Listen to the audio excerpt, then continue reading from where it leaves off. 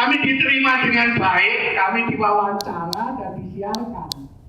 Tetapi kemudian karena TV One kemudian ditembak dengan iklan yang sangat besar dari apa yang kami adukan, akhirnya pada saat yang kedua kali kami mau ke TV One untuk mengekspresikan keluhan kami sudah ditolak dan diusir. Jadi kami terpaksa harus tarik urat di situ, baru kemudian kami dibolehkan berdemo di bundaran Hotel Indonesia. Namun liputannya tidak seperti yang dahulu, jadi tidak terlalu luas. Mohon maaf, para punya kekuatan yang sangat besar. Mereka adalah perusahaan TBK yang juga menjual sahamnya di Hong Kong, di Singapura dan di Jakarta. Tetapi kami bisa membuktikan bahwa aset-aset yang mereka klaim di dalam laporan keuangan mereka itu adalah harta kami karena kami telah membelinya. Hanya mereka bisa menyiasati dengan cara tidak membalik nama surat-surat kepemilikan itu. Sehingga kalau diperiksa di depan hakim, mereka masih memegang surat yang tercantum sebagai pemilik adalah mereka.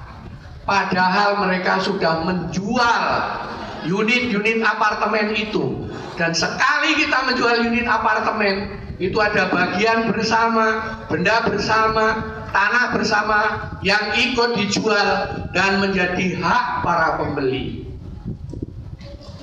Ini saya mohon para jurnalis mencatat, dan kami mengharap mari bergandengan tangan dengan kami untuk berjuang menegakkan keadilan dan kebenaran.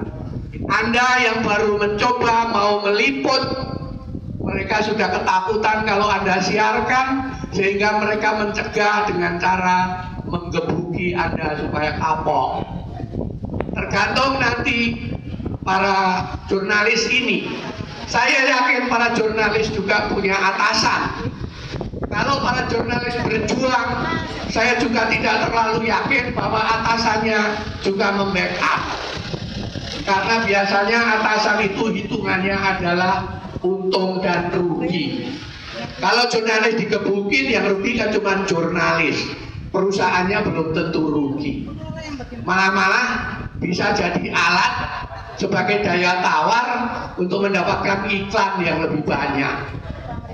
Maaf kalau ada kata-kata yang kurang baik dari saya, dan kemudian saya akan menyerahkan corong agar semua bahasan menjadi lebih menukik dan dalam. Silakan kami. Untuk itu sekali lagi tepuk tangan.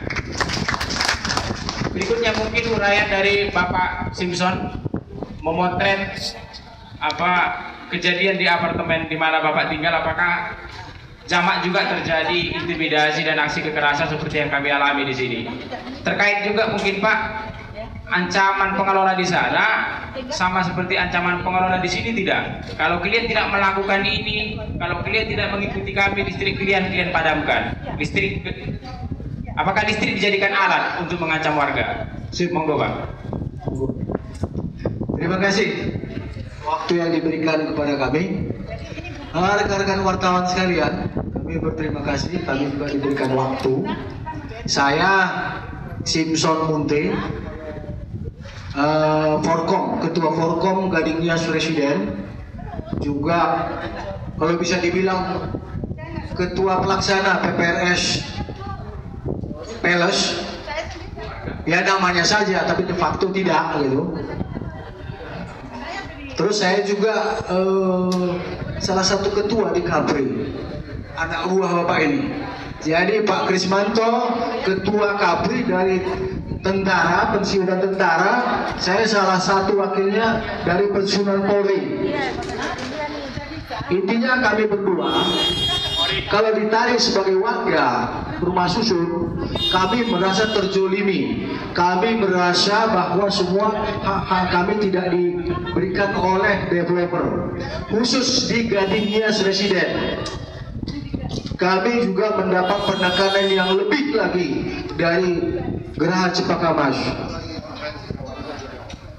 Kita sampai kumpul saja itu sudah dipukulin sama satpam ataupun orang-orang preman-preman yang nggak jelas.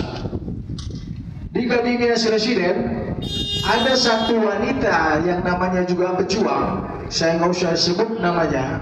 Dia dikeroyok oleh satpam, melapor ke Polsek Kelapa Gading, tapi akhirnya si pelapor ini yang terbalik menjadi tersangka. Inilah yang kami alami di sana. Nah, pertanyaannya, saya tambahkan lagi, kalau penekanan-penekanan yang dilakukan oleh satpam dan sebagainya itu banyak sekali modelnya. Kita tidak boleh berkumpul, kemudian mobil kita dibaret-baret, kita diancam dan lain sebagainya. Pertanyaannya, kenapa hal ini terjadi? Kenapa di semua apartemen? Di semua apartemen ini terjadi. Bahwa kita dipaksa betul untuk tidak berbuat apa-apa. Dan satu hal yang ditanya tadi, apakah listrik dipakai untuk intimidasi kepada warga? Ini sudah umum, tolong ditulis. Di semua apartemen itu terjadi. Yang mana yang kita tidak mengikuti pembayaran IPL ataupun tidak membayar listrik sesuai dengan tarif pengelola, itu akan diputus listriknya. Jadi listrik dipakai sebagai alat intimidasi. Satu. Kedua, listrik dijual markup. Kalau harga daripada PLN itu 1000 umpamanya 1057 per kWh, dijual oleh pengelola 1500 sampai 2000. Ini namanya markup. Markup ini namanya sudah masuk kategori jual listrik. Jual listrik itu harus ada izin dari pemerintah. Undang-Undang 30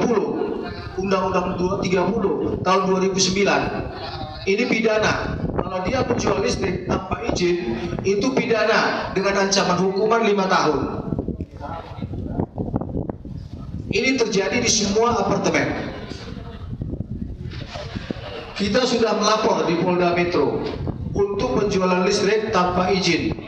Ini kalau nanti Pak rekan wartawan mau lihat, ada 6 laporan polisi di Direktorat Kriminal Khusus Polda Metro Jaya melaporkan bahwa pengelola dan PPRS versi developer melakukan penjualan listrik tanpa izin, melanggar pasal 49 Undang-Undang 30 tahun 2009. Jadi semuanya yang terjadi sekarang di apartemen adalah diamanatkan oleh Undang-Undang 20 2011. Pemilik dan penghuni lah yang berdaulat di rumah susun ataupun apartemen. Kenyataannya puluhan tahun masih tetap dikuasai oleh developer. Inilah yang terjadi.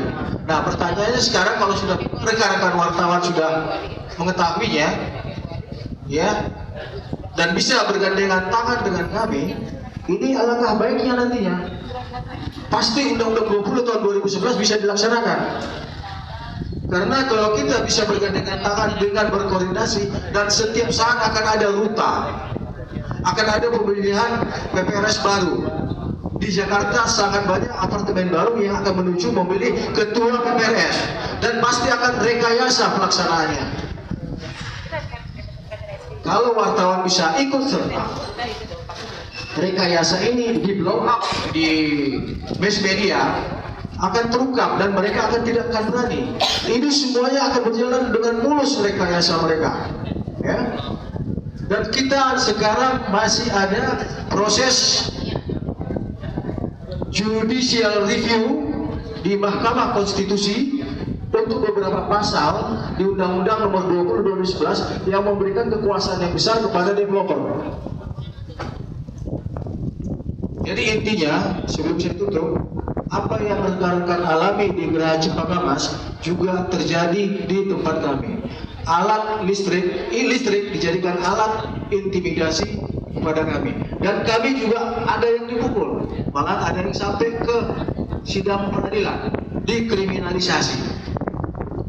Kalau mobil biasa, teon, ban mobil itu jebol, ditusuk gitu. Biasa itu, di baret. Kalau mau lihat mobil saya ada parkir di sana, saksi hidupnya, penuh baret mobil saya.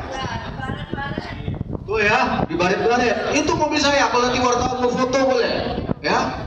Dia nggak peduli mau pensiunan angkatan darat, mau pensiunan jenderal polisi, apa semua dia baret. Nggak ada soal. Gitu.